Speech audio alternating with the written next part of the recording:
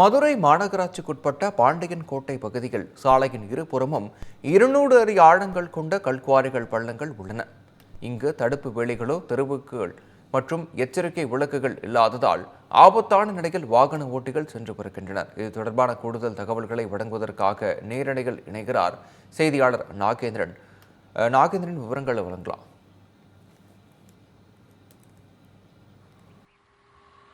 வணக்கம் விக்னேஷ். நான் தற்போது இருக்கக்கூடிய பகுதி மதுரை மாவட்டம் மதுரை மாநகராட்சிக்கு உட்பட்ட பாண்டியன் கோட்டை பகுதியில் நின்று கொண்டிருக்கிறேன். இப்போ இந்த பகுதியில் நமது ஒளிப்பதிவாளர் தினேஷ்குமார் காட்டுவார். அந்த பகுதியை நம்ம பார்க்கலாம். இது இந்த பாண்டியன் கோட்டையிலிருந்து சக்கிமங்கலம், கல்மேடு, ஆண்டார் கொட்டாரம், ஒத்தவீடு, ஓடைப்பட்டி, கருப்பாயூரணி உள்ளிட்ட பல்வேறு பகுதிகளுக்கு செல்லக்கூடிய இந்த சாலையில் தான் இந்த வாகனங்கள் எதிரே வந்து கொண்டிருக்கிறது. நாள் ஒன்றுக்கு சுமார் ஆயிரக்கணக்கான வாகனங்கள், பள்ளி மற்றும் தனியார் வாகனங்கள் மற்றும் கனரக வாகனங்கள் இந்த சாலை கடந்து சென்று கொண்டிருக்கிறது. அந்த காட்சிகளில் நீங்களே பார்க்கலாம்.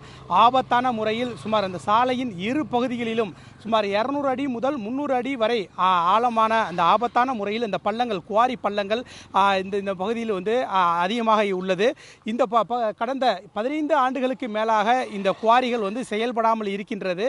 இந்த சாலை குறுகிய அளவில் இந்த சாலை இருக்கின்றது. இதில் எதிரே ஒரு லாரி வரும்போது எதிரே ஒரு காரோ இல்லை மற்றொரு லாரியோ வந்தால் நின்றுதான் அந்த வழி விட்டு செல்லக்கூடிய அந்த நிலையில் இந்த சாலை குறுகலாக இருக்கக்கூடிய இந்த நிலையில் தான் இந்த பகுதியில் ஆபத்தான முறையில் மக்கள் அன்றாடம் தங்களது அந்த வாழ்க்கை பயணத்தை நடத்தி வருகின்றனர். குறிப்பாக மதுரை திருநெல்வேலி தேசிய நெடுஞ்சாலையில் மாநில நெடுஞ்சாலைத்துறை இந்த பகுதியில் ஒரு சுங்கச்சாவடி அமைத்திருக்கிறது. இந்த சுங்கச்சாவடியிலிருந்து அந்த கட்டண வசூலை தடுப்பதற்காக வாகன ஓட்டிகள் இந்த சாலையை அதிகமாக பயன்படுத்தி வருகிறார்கள்.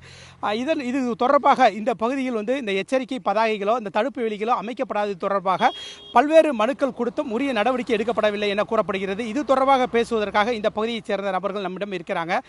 உங்கள் பேர் என்ன? நீங்கள் இந்த பகுதியில் இந்த குவாரி பள்ளங்கள் இருக்கிறனால என்ன மாதிரியான பாதிப்புகள் நீங்கள் சந்திக்கிறீங்க? வேறு எதுவும் விபத்துகள் ஏற்பட்டு உயிரிழப்புகள் எது நடந்திருக்கா?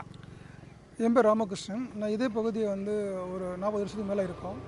இதில் பார்த்திங்கன்னா ஒரு 15 வருஷமாக இந்த குவாரி மூடாமல் இருக்குது. இதில் ஸ்கூல் வேன்லேருந்து மற்ற போக்குவரத்து அதிகமாக இந்த இது போயிட்டுருக்கு. இதை நீங்கள் பார்த்துருப்பீங்க, 2 பக்கம் பயங்கரமான பள்ளங்கள் இருக்குது.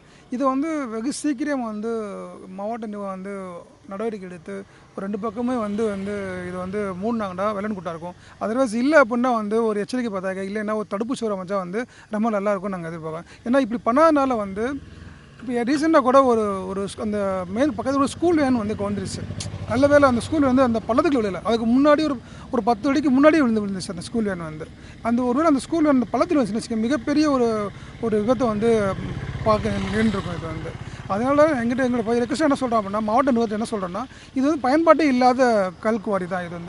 இது உடனே மூடுறதுக்கான ஒரு நடவடிக்கை எடுத்தால் நல்லாயிருக்கும். அப்படி இல்லை அப்படின்னா 2 பக்கம் நீங்கள் தடுப்பு சுவர் கட்டி ஒரு எச்சரிக்கை பதாகைகள் வச்சிங்கன்னா ரொம்ப நல்லாயிருக்கும். தேங்க்யூ. குறிப்பாக இந்த பகுதியில் தெருவிளக்குகளே இல்லாமல் இருக்குது. இந்த தெருவிளக்குகள் இல்லாத நேரத்தில் ஒரு வாகன ஓட்டியாக என்ன மாதிரியான சிரமங்களை நீங்கள் சந்திக்கிறீங்க? கடந்த ஒரு 10-15 வருஷத்துக்கு முன்னாடி இந்த ரோடு இப்படி தான் இருந்துச்சு. ஆனால் அதை பராமரிக்கிறதுக்கு யாரும் முன் வரலை. இந்த நடவடிக்கையை நல்ல முறையில் ஒரு பயன்பாட்டில் எடுத்து அதை பண்ணினா நல்லாயிருக்கும். மக்களுக்கு ஒரு நல்ல ஒரு விழிப்புணர்வாகவும் இருக்கும், நல்ல ஒரு செயல் திட்டங்களாகவும் அமையும். அதனால் இந்த பகுதிகளில் எல்லாத்துக்கும் ஒரு நல்ல ஒரு விஷயமாக நல்லது செய்யணும்னு சொல்லி நான் கேட்டுக்கொள்கிறேன்.